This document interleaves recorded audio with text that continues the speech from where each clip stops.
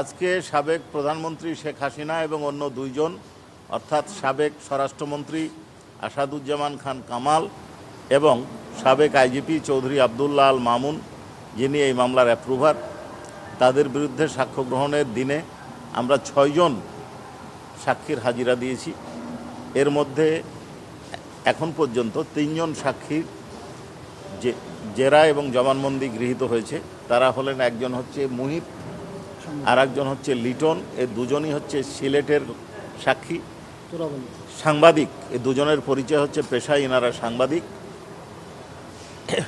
সিলেটে যে সাংবাদিক তোরাবালিকে তার পেশাগত দায়িত্ব পালনের সময় পুলিশ কর্তৃক হত্যা করা হয়েছিল, সেই ঘটনার বর্ণনা অপর সাংবাদিক মুহিত দিয়েছেন এবং তিনি তার সাক্ষ্যে কিভাবে তাকে হত্যা করেছে, কারা অর্থাৎ কাদের উপস্থিতিতে গুলি করা হয়েছে তার বর্ণনা দিয়েছেন।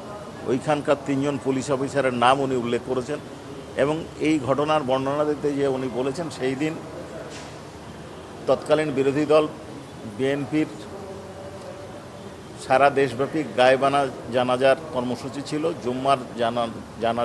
জুম্মার নামাজের পর জানাজা শেষে যখন এটা জিন্দাবাজারের দিকে যাচ্ছিল মিছিলটা, সেই মিছিলের পেছন থেকে পুলিশ কোনো কারণ ছাড়াই আক্রমণ করে। এই আক্রমণে সারা শরীরে গুলিবিদ্ধ হয়ে সাংবাদিক আবু তরাব পড়ে যান, বসে পড়েন এবং ওইখানে কোনো যানবাহন না থাকায় উনি নিজেই রিকশাতে করে প্রথমে নিয়ে যান সিএনজির কাছে, তারপরে সিএনজিতে করে নিয়ে যান। উনি আরও একটা কথা বলেন যে উনি পুলিশকে নিষেধ করেছিলেন যে আমরা সাংবাদিক পেশাগত দায়িত্ব পালন করছি, হাত তুলে ইশারা করেছিলেন, তারপরেও তাদেরকে লক্ষ্য করে গুলি চালনা করা হয়েছিল। আর বাকি যে সাক্ষ্যগুলো, আরেকজন সাক্ষী আরেক পত্রিকার সাংবাদিক, উনি একই ঘটনার বিবৃতি করবেন বা বিবৃতি দিবেন, এই কারণে তাকে আমরা টেন্ডার করেছি। আসামি পক্ষ থেকে তাদের জেরা করা হয়নি। একজন সিজার উইটনেস ডাক্তারকে আমরা সাক্ষী দিয়েছি, বাকি 3 জন সাক্ষী দিবেন। একজন হচ্ছে মুগদা হাসপাতালের, একজন হচ্ছে সিএমএইচের, একজন হচ্ছে নিটোরের এবং আরেকজন আরেকটা হাসপাতাল কুলুটিলার। জি, এই 4 জন সাক্ষীর ডাক্তার সাহেবের মধ্যে একজনের হয়েছে, বাকি 3 জনের সেকেন্ড হাফে। জি জি, 3টি।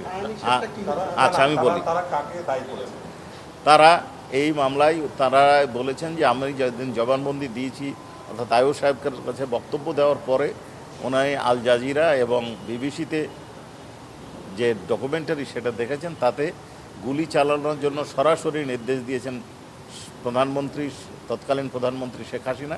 এই ঘটনার বিবৃতি দিয়েছেন, উল্লেখ করেছেন এবং উনি আরও বলেছেন যে এই ঘটনা সাবেক স্বরাষ্ট্রমন্ত্রী এবং সাবেক আইজিপি চৌধুরী আবদুল্লাহ আল মামুন এই ঘটনাগুলোর জন্য সরাসরি দায়ী।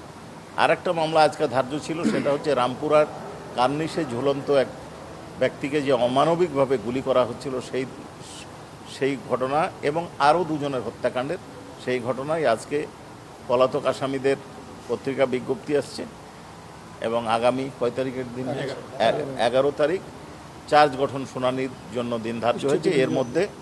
এর মধ্যে অনারেবল ট্রাইব্যুনাল স্টেট ডিফেন্স নিয়োগ করবেন।